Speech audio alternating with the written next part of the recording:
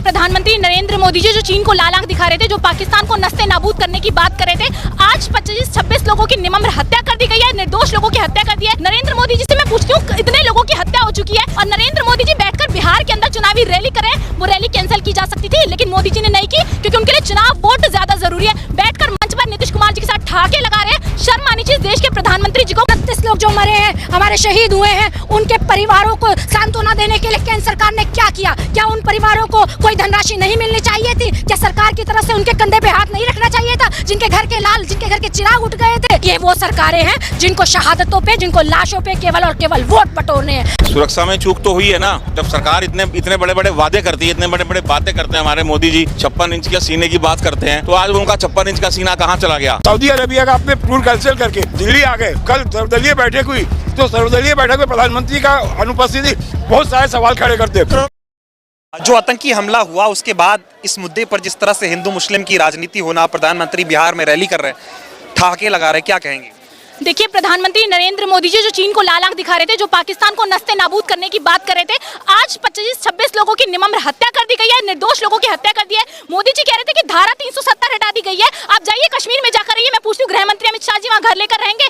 आज जो 27 लोगों की हत्या हुई है, क्या उसके बाद कोई कश्मीर जाएगा? मैं तो नहीं जाऊंगी। मुझे अपनी सुरक्षा की टेंशन है, क्योंकि मेरे पास कंगना रनावत की तरह Z+ सिक्योरिटी नहीं है, मेरे पास बाबा रामदेव की तरह Z+ सिक्योरिटी नहीं है, मेरे पास नरेंद्र मोदी जी उनकी कैबिनेट की तरह सिक्योरिटी नहीं है। तो हम तो नहीं जाएंगे, तो कश्मीर कौन जाएगा? नरेंद्र मोदी जी से मैं पूछती हूँ, इतने लोगों की हत्या हो चुकी है, देश के अंदर शौक मना रहे हैं लोग, और नरेंद्र मोदी जी बैठकर बिहार के अंदर चुनावी रैली कर रहे हैं। वो रैली कैंसिल की जा सकती थी, लेकिन मोदी जी ने नहीं की, क्योंकि उनके लिए चुनाव वोट ज्यादा जरूरी है। बैठकर मंच पर नीतीश कुमार जी के साथ ठहाके लगा रहे हैं। शर्म आनी चाहिए देश के प्रधानमंत्री जी को। मुझे शर्म आती है कि हमारे देश का प्रधानमंत्री ऐसा है जो कहता है कि मैं बिहार में खड़ा होकर कश्मीर से जो आवाज जा रही है पाकिस्तान तक, उनको ललकारा हूं। साउंड इतनी तेज मोदी जी ट्रेवल नहीं करता है जितनी तेज आप समझते हैं। कश्मीर जाकर के संदेश देते देश को कि पाकिस्तान को पूरे देश के नक्शे से नस्ते नाबूद कर दिया जाएगा। पर सवाल, गांव में आतंकी हमला हुआ, नरेंद्र मोदी बिहार की रैली से पाकिस्तान को कड़ा संदेश दे रहे हैं, कह रहे हैं आप छोड़ेंगे नहीं, अभी हिमाकत मत करना ऐसा कुछ करने की। क्या चुनावी रैलियों से पाकिस्तान को डराएंगे आप? अगर मोदी जी, आप देश के प्रधानमंत्री हैं, सर्वदलीय बैठक इतनी महत्वपूर्ण बैठक होती है, आज से पहले भी सर्वदलीय बैठक जब हुई है,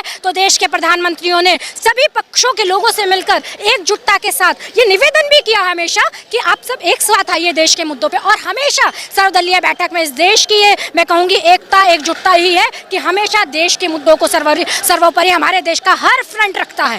हर पॉलिटिकल पार्टी देश को सर्वोपरि मान के एकजुट होती है। पर मोदी जी, आप तो उस सर्वदलीय बैठक का हिस्सा ही नहीं थे। सारे लोगों ने आपसे अपील करी, कल सुबह से लेके मैं ट्विटर पे भी देख रही थी, ट्रेंड चल रहा था। मोदी जी, आपने एक पूरे देश की आवाज को सुनने का काम नहीं किया। आज पूरे देश में गुस्सा है इस बात को लेके। कहीं ना कहीं हर युवा के मन में ये बात है कि मोदी जी, आप बिहार गए थे ना, बिहार के बच्चे तो रोजगार से तड़प रहे थे, अगर जाना था तो पहले जाते ना, आपकी सरकार थी ना, आपकी। नीतीश कुमार के साथ हंस रहे हैं, और जो परिवार जिनके अपने शहीद हुए हैं, जिनको गोलियों से भूना गया है, वो रो रहे हैं, और प्रधानमंत्री हंस रहा है। देश की बहन बेटियां खून के आंसू रो रही हैं, चाहे पुलवामा हो, हमारी बहन बेटियां कैसे रोई पूरे देश ने देखा। मैं तो उत्तराखंड से आती हूँ, दो हमारे मेजर की शहादत वहां से हुई है। मैं उनको भी श्रद्धासुमन अर्पित करती हूँ। और आज फिर हमारे जो पहलगाम है, 29 भाई इस देश के देशवासी, हमारे अपने भाई, आपके अपने भाई शहीद हो गए हैं। क्या मोदी जी, आपको सूद नहीं लेनी चाहिए उन परिवारों की? ना तो अभी तक, आज 48 घंटे होने को आए हैं इस घटना को,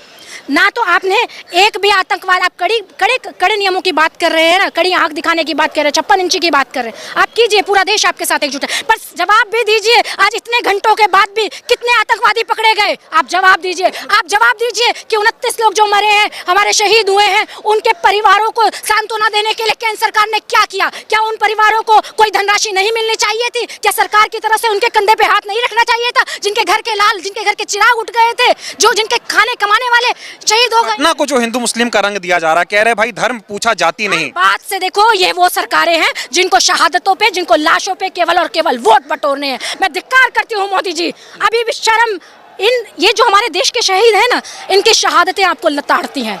शर्म कीजिए, अभी भी समय है, जाग जाइए, न्याय कीजिए। एक शब्द होता है न्याय, इसकी गंभीरता को समझिए। चप्पे चप्पे पर सीआरपीएफ तैनात है, तो 2 घंटे तक लोग रोते रहे, ना वहाँ सुरक्षा शिविर का इंतजाम, ना वहाँ पुलिसकर्मी, ना वहाँ सुरक्षा कर्मी। वहाँ के स्थानीय मुसलमान जो आज एजेंडा फैला रही है ना मेन स्ट्रीम, वहाँ के स्थानीय मुसलमानों ने उनको सपोर्ट किया, कंधे पर बिठा बिठा कर अपनी जान गंवा दी। तो ये क्यों पूछा, ये कह रहे हैं धर्म पूछकर क्यों मारा गया? मैं बताती हूँ किसने मारा गया, क्योंकि देश के अंदर धर्म की राजनीति चल रही है। आपको समझने की जरूरत है कि देश में धार्मिक उन्माद फैलाने के लिए काम किया गया है, इसलिए आज हिंदू मुस्लिम को एकजुट होकर के पाकिस्तान से लड़ने की जरूरत है, देश में लड़ने की जरूरत नहीं है। मोदी जी को भी तो टेंशन है ना, उनके भारतीय नागरिकों की जो है शहादत हुई है, वो विदेश का दौरा कैंसिल करके भारत आए। अमित शाह फौरन वहां कश्मीर चले गए, उन्होंने तो वहां पे स्थानीय ग्राउंड जीरो पे जाके दौरा भी किया उन्होंने। मैं पूछती हूँ इंटेलिजेंस एजेंसीज क्या कर रही थी, गृह मंत्री अमित शाह जी क्या कर रहे थे, डिफेंस मिनिस्टर क्या कर रहे थे? 26-27 लोगों की मौत के बाद आप शौक व्यक्त करने जाते हैं, तो मुझे नहीं लगता कि आप होम मिनिस्ट्री के पद पर रहने के लायक है। हमारे 27 लोग तो चले गए ना, 26 लोग तो चले गए, लेकिन गृह मंत्री अमित शाह जी वहां पर जाकर शौक व्यक्त कर रहे हैं। तो मोदी जी और गृह मंत्री अमित शाह जी का यही एजेंडा, आधी जगह पर वो जाते नहीं, और जहां जाते हैं वहां राजनीति के लिए जाते हैं। बताइए, अमित शाह कहते थे 370 खत्म हो जाएगा, आतंकवाद खत्म हो जाएगा, नोटबंदी से आतंकवाद खत्म हो जाएगा। कांग्रेस के समय जगह जगह बम ब्लास्ट होते थे, हमारी सरकार आई है, पाकिस्तान की हिम्मत नहीं होती कि ऐसा कोई हमला कर पाए। अब इसके बाद कोई शब्द जवाब नहीं निकल रहा। देखिए, पुलवामा हमले के बाद अगर इन सपेरों को बंद कर दिया जाता ना, तो आज इतनी हिम्मत नहीं होती। मुझे लगता है कि पहलगांव जो हुआ है वो सिर्फ उन्हें पता है कि सुरक्षा में बड़ी चूक है। आप ये देखिए कि कोई एजेंसीज काम नहीं कर रही, अभी तक पता नहीं लगा कि टेररिस्ट सारे मारे नहीं गए, सबका पता नहीं लगा। लेकिन गृह मंत्री अमित शाह जी आज भी कहते हैं कि हमारी वजह से कश्मीर के अंदर शांति है। जिस शांति अमन चैन की आप बात कर रहे थे ना, उस कश्मीर में आज के बाद कोई पर्यटक नहीं जाएगा, वहां लोगों का बिजनेस ठप हो जाएगा, वहां के लोग क्या काम करेंगे? तो कश्मीर एक सबसे सेंसिटिव जगह है जहां पर पुलिस बल ना मौजूद होना सबसे बड़ा फेलियर है सरकार। शाह की विफलता मान रही हैं आप जो हुआ? बिल्कुल, होम मिनिस्ट्री रिस्पॉन्सिबल है इसके लिए। आज किरण रिजिजू रिस्पॉन्सिबिलिटी ले रहे हैं, पर 27 लोगों की जिनकी मौतें हो गई, उनके परिवार के प्रति संवेदना कहाँ है? आप रैली में बिजी है ना, वो हिंदू थे, सरकार कह रही है, बीजेपी वाले कह रहे हैं कि हम बदला लेंगे। अगर वो हिंदू थे तो वो हिंदू बचने चाहिए थे। आप कहते हैं ना कि देश में हिंदू खतरे में है, तो वो 27-26 हिंदू क्यों नहीं बचाएगा नरेंद्र मोदी जी से? उनके मरने के बाद आप क्यों शौक व्यक्त कर रहे हैं?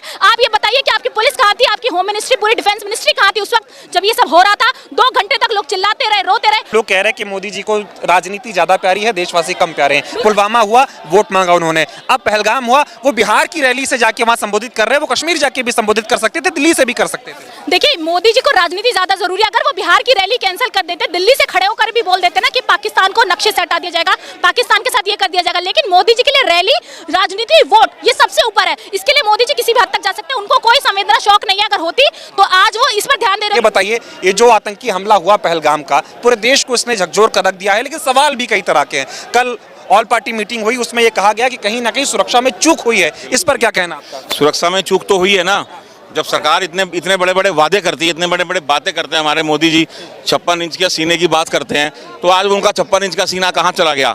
कल की बैठक में उन्होंने स्वीकार कर लिया ना, अमित शाह जी ने अपनी गलती को स्वीकार किया है, किरण रिजिजू ने कहा है कि हाँ चूक हुई है। तो ये चूक हुई क्यों? जहाँ 2000-2500 सैलानी रोज आ रहा है और वो सेंसिटिव एरिया है, वहाँ पे एक पुलिस का, एक मतलब सेना आर्मी तो छोड़ दीजिए, एक पुलिस भी नहीं है वहाँ पे, तो ये कहीं ना कहीं तो लूज पॉइंट है ना। हम ये देश की जनता ये पूछना चाह रही है मोदी जी से कि आपकी ईडी, सीबीआई, इंटेलिजेंस ये सब कहाँ चली गई थी? सब फेलियर है। आप सिर्फ बातें करते हैं बड़ी बड़ी, सिवाय बातों के अलावा बातों से काम नहीं चलता साहब। पूरा देश आज आपके साथ खड़ा है। अमित शाह जी कहते थे कि धारा 370 खत्म होने से कश्मीर में आतंकियों की कमर टूट गई है, हमने आतंकवाद को खत्म कर दिया है। पहले आए दिन हमले होते थे, अब नहीं होते हैं। 370 के बाद तो ज्यादा हमले होते हैं, ये तो सिर्फ कहने की बात है कि 370 हटने के बाद हमले कम हो गए। कहाँ हमले कम हो गए बताओ? अरे कुछ तो हमले दिखाए जाते हैं और कुछ छुपाए जाते हैं और कुछ बताए नहीं जाते हैं। हमले तो हम बराबर हो रहे हैं वहाँ पे भाई, ये किसने कह दिया आपसे? इस्तीफा देना चाहिए गृह मंत्री अमित शाह को। नैतिकता के आधार पे अमित शाह जी को इस्तीफा देना चाहिए, क्योंकि ये पहला वाकया नहीं है, इससे पहले भी हो चुके हैं, मगर हमें पता है कि वो इस्तीफा नहीं देंगे। क्या कह रहे हैं आप? ये 26 या 28 लोगों की जो शहादत हुई है, ये तो सरकारी आंकड़ा बता रहे हैं। आप ही सोचो, जहाँ 50 राउंड गोलियां चली है LFD के माध्यम से, वहाँ क्या ये 26 या 28 मुमकिन है? सरकार आंकड़ा छुपा रही है। उससे बड़ी बात है, जहाँ पर्यटक इतनी संख्या में पहुँचे, वहाँ सिक्योरिटी का कोई इंतजाम नहीं है। उस पर से आप देखो, जब ये बीजेपी या मोदी जी या किसी बीजेपी सरकार होती है, ये हमले होते हैं हमारे निर्दोष भारतीयों पे, और अभी ये क्या, इसको हिंदू मुसलमान में बांटने का घृणित प्रयास कर रहे हैं, जो कि सबसे शर्मनाक और अफसोस है। इस मुद्दे को एकदम हिंदू मुस्लिम का रंग दिया जा रहा है। ये बिल्कुल, आप ये साफ दिख रहा है। आप देख लीजिए सोशल मीडिया में वायरल वीडियोस, ये साफ दर्शा रहे हैं। कल भी एक वीडियो आया है जिसमें साफ दिखाया जा रहा है कि हिंदू मुसलमान करके आगे ये वोट मांगने की मोदी जी तैयारी कर रहे हैं। बिहार के चुनाव में क्या वजह था, जब आप वहाँ का सऊदी अरेबिया का आपने टूर कैंसिल करके आप बिहार मतलब दिल्ली आ गए, आकर के आपने कल सर्वदलीय बैठक हुई, तो सर्वदलीय बैठक में प्रधानमंत्री का अनुपस्थिति बहुत सारे सवाल खड़े करते हैं। आपको बिहार जाना जरूरी था। ट्रिप को कैंसिल करके वापस आ सकते हैं, तो बिहार का दौरा भी कैंसिल हो सकता है। बिहार सुनिए, जब वहाँ से वो चले तो ये कह के आ गए मुझे बहुत शौक है, मेरे देश में एक बहुत बड़ा आतंकी हमला हुआ है, मोदी जी वहां से चले, लोगों को लगा, एक उम्मीद जगी कि हाँ भाई प्रधानमंत्री जाएं कुछ करेंगे, एयरपोर्ट पे बैठक करके ऐसा लगा कि पता नहीं अब कुछ होने वाला है, मगर सीधा बिहार चले गए। बिहार के क्यों? मंच पे- क्योंकि मोदी जी हमेशा चुनाव मूड में ही रहते हैं, बिहार उनको के चुनाव मंच पे पहले देखना है, बाकी सब बाद में है। तस्वीरें भी सामने आई कि वो नीतीश कुमार के साथ वहां मंच पर ठहाके लगा रहे हैं। हंस रहे। नीतीश कुमार जी को तो वैसे भी हाफ माइंड जो है उनको बनाने का प्रोग्राम चल ही रहा है, क्योंकि वो हमेशा हंसते ही रहते हैं नीतीश कुमार जी, और ऐसे हमारे प्रधानमंत्री जी। शोक सभा आयोजन कर रही है, वहीं मोदी जी बिहार में मंच पे मुख्यमंत्री नीतीश कुमार के साथ वहाँ हंसी मजाक ठिठोली कर। नमस्कार, मैं हूं अहमद। अगर आपको ये वीडियो पसंद आया तो लाइक करें, शेयर करें और हाँ, सब्सक्राइब करना ना भूलें। धन्यवाद।